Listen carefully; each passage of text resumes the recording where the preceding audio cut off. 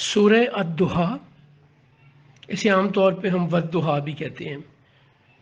اس کا ایک رکوع ہے اور 11 آیات ہیں، اور یہ مکہ میں نازل ہونے والی سورہ ہے، سو اسے مکی سورت کہتے ہیں۔ بسم اللہ الرحمن الرحیم۔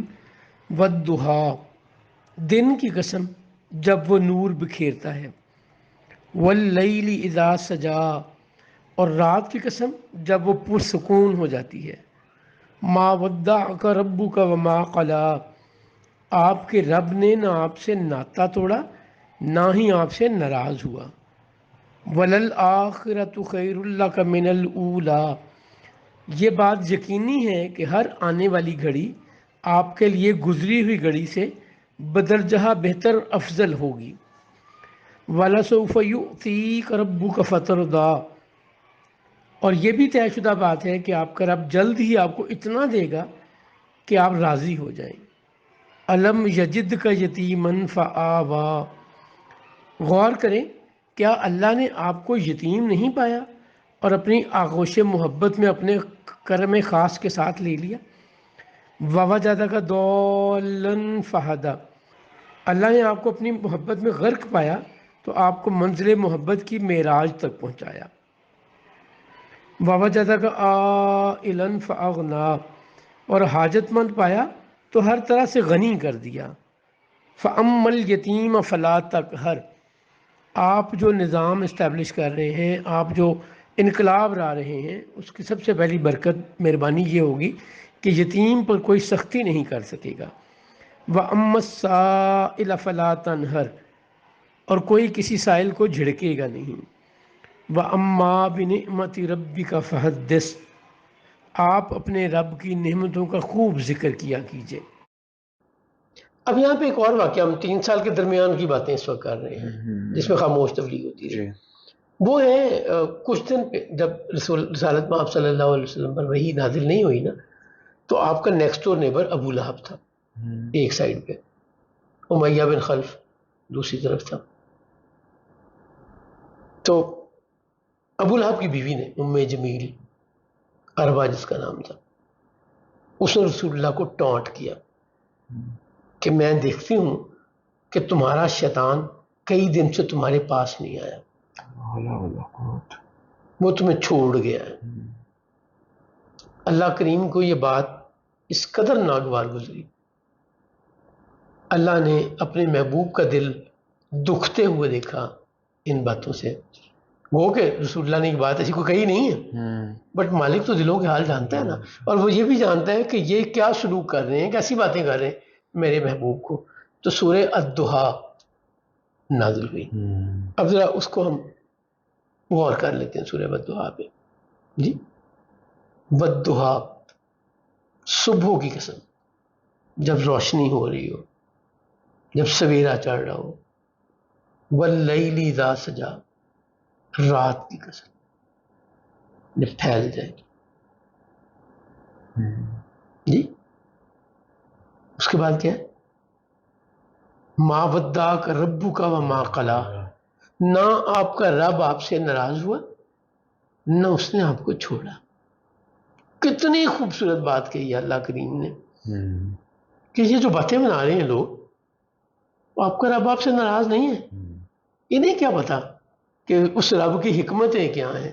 وہ تو اپنی مرضی سے اپنی حکمت کے مطابق جو جب پیغام چاہتا ہے بھیجتا ہے۔ وہی جو سورہ بقرہ میں اللہ کہتا ہے کہ کیا تم میری حکمتوں کو جان سکتے ہو؟ وَلَلْآخِرَةُ خَيْرٌ لَكَ مِنَ الْأُولَىٰ، اب اللہ کریم رسالت میں آپ صلی اللہ علیہ وسلم کو خوشخبری بھی دے رہا ہے، تسلی بھی دے رہا ہے، دل جوئی بھی فرما رہا ہے۔ ون آف مائی فیوریٹ آیت، وَلَلْآخِرَةُ خَيْرٌ لَكَ مِنَ الْأُولَىٰ، میرے محبوب ہر آنے والی گھڑی آپ کے لیے پچھلی سے بہتر ہوگی۔ یعنی اگر آج رسالت میں آپ صلی اللہ علیہ وسلم موجود ہے اور 1 یونٹ آپ پہ مہربانی اللہ کر رہے ہیں تو کل 2 یونٹ کرے گا۔ سر یہاں پر ایک چھوٹی سی بات یاد آ رہی تھی کہ کہتے ہیں کہ یہ جو آیت ہے یہ بیسیکلی یہ بتا رہی ہے، اس کا ایک معنی بھی یہ نکلتا ہے کہ حضور کی شان اقدس کوئی بندہ نہیں بیان کر سکتا، کیونکہ ہر بعد میں آنے والی گھڑی پہلی گھڑی سے بلند ہے، تو پھر کوئی کیسے شان اقدس بیان کر سکتا؟ بالکل ٹھیک کہہ رہے ہیں آپ. میرا علم ہے کسی بھی سبجیکٹ پہ، لیٹ سے میں نے ایم ایس سی کی ہوئی ہے، میں نے فزکس میں ایم ایس سی کی ہوئی ہے، تو میں ماسٹرز لیول کی جتنی بھی عقل سمجھ ہے اس کا کچھ علم رکھتا ہوں گا. فزکس میں ماسٹر لیول تک جو سبجیکٹ پڑھائے جاتے ہیں، جو کانسیپٹ پڑھائے جاتے ہیں، جو تھیوری، جو پریکٹیکل کرائے جاتے ہیں، مجھے ان کی کوئی سینس ہونی چاہیے نا. اور جو پی ایچ ڈی لیول کے ہیں مجھ سے بڑی بات ہے، ایم فل مجھ سے بڑی بات ہے، پی ایچ ڈی مجھ سے بڑی بات ہے. اور اگر post P H D further research کرتا ہے، پڑھتا ہے، تو مجھ سے تو بہت آگے ہوگا فزکس میں. جس طرح مجھ سے لوگ آگے ہوں گے اسی طرح مجھ سے پیچھے بھی ہوں گے. جس نے بی ایس سی کی ہے اس کا نالج فزکس میں مجھ سے کم ہونا چاہیے. نہیں، exceptions are always there, but ہم جنرلائز کر کے بات کر رہے ہیں. یار میرا تو علم ہی اتنا محدود ہے جی. اللہ کریم کا محبوب، میں دنیا میں آیا ہوں 60 سال کے لیے، 70 سال کے لیے، 80 سال کے لیے. اللہ بہتر جانتا ہے میری عمر کیا ہے، بٹ ہم جو زندگی میں آبزرویشن دیکھتے ہیں اس کی بیسس پہ بات کرتے ہیں. 85 سال ہو سکتا ہے میں صبح نہ اٹھوں، ہو سکتا ہے میں 90 سال تک زندہ رہوں، بٹ وہ محدود ہے نا. وہ 70 80 90 سال جتنے سال بھی 60 سال عمر ہے، وہ اس کائنات میں کوئی حیثیت رکھتی؟ اگر 25,000 سال آج تک زندگی گزر چکی ہے اس کائنات کی، اس دنیا کی، تو اس 25,000 سال میں 60 سال کی کیا ویلیو رہ جاتی ہے؟ Can you imagine? ایک ڈاٹ بھی نہیں ہے. تو میں کیسے سمجھ پاؤں گا اللہ کے محبوب کو؟ اللہ کے محبوب کو، اللہ کے محبوب کی شان، اللہ کے محبوب کے کمالات، وہ تو اللہ ہی جانتا ہے نا، اس کے علاوہ کوئی نہیں جان سکتا. نہیں، سو ہم اس سورہ کو ڈسکشن مکمل کر لیں. جی جی. پھر اللہ کے فرماتے ہیں نا وَلَلْآخِرَةُ خَيْرٌ لَكَ مِنَ الْأُولَىٰ وَلَسَوْفَ يُؤْتِيكَ رَبُّكَ فَتَرْضَىٰ. محبوب، آپ کا رب آپ کو اتنا عطا کرے گا کہ آپ راضی ہو جائیں گے. جی دیکھیں، پہلی سٹیج کیا ہوتی ہے؟ میری ساری کوشش، آپ کی ساری کوشش، مجھے آپ کو سارا حکم اللہ کریم کا کیا ہے؟ اللہ راضی ہو جائے. مجھے وہ کام کرنے کا حکم دیا ہے جس سے میرا مالک راضی ہو جائے. مجھے وہ کام کرنے سے منع کیا گیا ہے جس سے میرے مالک کی ناراضگی ہو سکتی ہے. سو آبجیکٹو تو ہے اللہ کو راضی کرنا. یہاں پہ اللہ کیا فرما رہا ہے؟ میرے محبوب، آپ کا رب آپ کو اتنا عطا کرے گا کہ آپ راضی ہو جائیں. حضور کی رضا اللہ کی رضا بھی نا، صلی اللہ علیہ وسلم. واہ واہ واہ. علم یجد کا یتیمن فآوا. اے محبوب یاد کیجئے جب آپ پیدا ہوئے تو آپ یتیم تھے، آپ کے والد کی وفات ہو چکی تھی، تو آپ کو آغوش محبت میں کس نے لیا؟ اللہ کریم اپنے متعلق فرما رہا ہے کہ پیارے محبوب، آپ کو تو میں نے پیدا ہوتے ہی اپنی محبت میں لے لیا تھا. اب جو اللہ کا نبی پلا پڑے اللہ کی رحمت میں ہے، اللہ کی رحمت کی آغوش میں ہے، اور اللہ اناؤنس کر رہا ہے، یہ میں بنا نہیں رہا بات. اللہ فخری، اب دیکھیں اب انعامات کی بات کر رہا ہے نا. اللہ جب سب سے پہلے بات کہی کہ نہ آپ کا رب آپ سے ناراض ہوئے، نہ اس نے چھوڑا ہے، یہاں پہ بات ختم نہیں کی نا. اس کے بعد عنایات کا ذکر کرنا شروع کر دیا کہ آپ کے لیے ہر گھڑی، گزری ہوئی گھڑی سے آنے والی گھڑی آپ کے لیے کہیں بہتر ہوگی. آپ کا ذکر بلند ہوگا، آپ کی عزت بڑھے گی، آپ کا تصرف بڑھے گا، آپ کی رحمتیں بڑھیں گی، آپ پر ایمان لانے والے بڑھیں گے، آپ پہ جان ساری کرنے والے بڑھیں گے.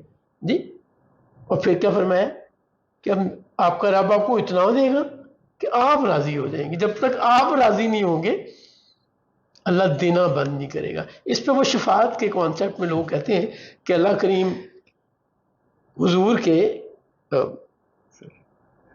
سورہ بقرہ آیت نمبر 255 جسے ہم آیت الکرسی کہتے ہیں، جی جی جی جی. من ذا الذی یشفع عندہ الا باذنہ، اور کسی کی سفارش نہیں چلے گی سوائے اس کے جسے اللہ اجازت دے گا. سو اللہ کسی کو اجازت دے گا نا، تو سرکار سے بڑا تو کوئی نہیں ہے جس کو اللہ اجازت دے. تو سرکار شفاعت کریں گے. اچھا شفاعت ہوگی کس کی؟ جو تو میرٹ پہ پاس ہو گیا ہے، اس کو شفاعت کی ضرورت نہیں ہے جی. اس کے لیے تو نیک اعمال، اس کی کمالات جو اس نے زندگی میں رب کو راضی کر لیا، وہ تو اس پہ کوالیفائی ہو گیا نا. تو شفاعت کی ضرورت تو مجھے ہے، مجھ گناہ گار کو ہے جو اپنے رب کو راضی نہیں کر سکا. وہ ایک پنجابی نعت ہے، اس کا شعر ہے، نیک عمل تے مان ہے نیکو کاراں نو. جو پائس ہیں، جو نیک ہیں، ان کے پاس تو کافی ہے نا. They have enough to qualify, to justify, to please their lord, کہ اللہ تو نے جیسے حکم دیا تھا میں نے زندگی ویسی گزاری، تیری مہربانی. نیک عمل تے مان ہے نیکو کاراں نو، سرکار دا بوہا کافی اوگن ہاراں نو. اوگن ہار کہتے ہیں گناہ گار کو. شفاعت کی ضرورت تو پڑنی گناہ گار کو ہے نا. تو سرکار اللہ کریم کیا گارنٹی دے رہا ہے، کیا تسلی دے رہا ہے کہ جب تک آپ راضی نہیں ہوں گے آپ کا رب آپ کو دیتا رہے گا، عطا کرتا رہے گا. سر اس پہ واصف علی واصف صاحب کے مجھے دو ٹکڑے ایک قول یاد آ رہا تھا شفاعت کے حوالے سے. ایک تو ان کا شعر ہے، ایک اس کا ٹکڑا ہے کہ گناہ گاروں نہ گھبراؤ شفیع المذنبین آئے صلی اللہ علیہ وسلم. بے شک. اور ایک وہ آپ رحمت کی ڈیفینیشن یہ کرتے ہیں واصف صاحب کہ رحمت اس فضل کو کہتے ہیں جو انسانوں پر ان کی خامیوں کے باوجود جی میرٹ کے بغیر، میرٹ کے باوجود جو مہربانی ہے اسے رحمت کہتے ہیں.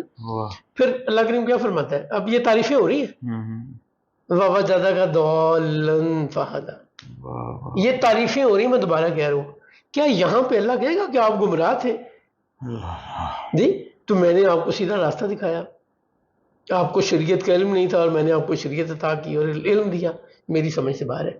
میں کسی کو چیلنج نہیں کر رہا، میں اپنی سمجھ کی بات کر رہا ہوں. یہ تو مالک مہربانیاں کر رہے ہیں نا اس میں.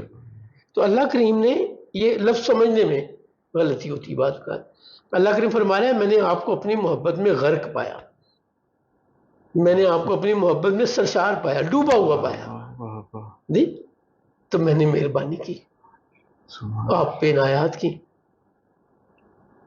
وَوَجَدَكَ عَائِلًا فَأَغْنَىٰ جی. وہی پھر غنی ہونے کی باتیں ہو رہی ہیں، کمال کرنے کی باتیں ہو رہی ہیں. فَأَمَّا الْيَتِيمَ فَلَا تَقْهَرْ جی. اب پھر یہاں پہ سمجھنے میں بڑی امپورٹنٹ بات ہے. آپ جب یہ سارا کام کریں گے جو کر رہے ہیں، اللہ کی مہربانیاں آپ پہ ہوں گی، اور جو ہدایت کا سامان آپ مہیا کر رہے ہیں، لوگوں کو سیدھے راستے پہ لا رہے ہیں، ایمان پہ لا رہے ہیں، اس کا کمال کیا ہوگا؟ یتیم پہ کوئی ظلم نہیں کر سکے گا. آپ کے اس نظام کی برکت سے جو آپ اسٹیبلش کر رہے ہیں، لوگوں کی اصلاح سے، لوگوں کے ہدایت پہ آنے کے بعد لوگ یتیم کو اس کا حق دیں گے، قدر کریں گے، اس کے سر پہ ہاتھ رکھیں گے. وَأَمَّا السَّائِلَ فَلَا تَنْهَرْ. اسی سے یہ ہوگا کہ سوال کرنے والوں کو جھڑکا نہیں جائے گا جی، یا ان کی مدد کی جائے گی یا ان کا احترام کیا جائے گا، کہ کوئی کسی سائل کو دھتکار نہیں سکے گا. اس ماڑے کے بھی حقوق ہوں گے، اس ماڑے پہ بھی مہربانیاں ہوں گی، اس کمزور پہ بھی عنایات ہوں گے جی. وَأَمَّا بِنِعْمَةِ رَبِّكَ فَحَدِّثْ. اپنے رب کی نعمتوں کو یاد کیجئے. اب جو بات ہی ساری نعمتوں پہ ہو رہی ہے، عنایات پہ ہو رہی ہے، وہاں پہ یہ خیال کرنا کہ آپ کو ادھر جاتے ہوئے دیکھا تو اللہ نے سیدھا راستہ دکھا دیا، میری عقل سمجھ میں نہیں آتی جی. اور میں نے آپ کو ساری کنیکٹیوٹی پوری سورہ کا شان نزول بھی ہمیں سمجھ آ گیا اس آیت کا، اور اس آیت کے احکام، اس سورہ کے احکام بھی آ گئے. اللہ کریم ہمیں ہمارے نصیب میں سرکار کی شفاعت بھی کرے. روز قیامت ہم ان خوش نصیبوں میں سے ہوں جنہیں حضور کی شفاعت مل جائے. اللہ ہمیں ہم سے راضی ہو، سرکار کے صدقے ہم پہ مہربانیاں کرے. انشاءاللہ تعالی نیکسٹ ایپیسوڈ سے یہیں سے سلسلے کو آگے بڑھائیں گے. السلام علیکم ورحمۃ اللہ وبرکاتہ.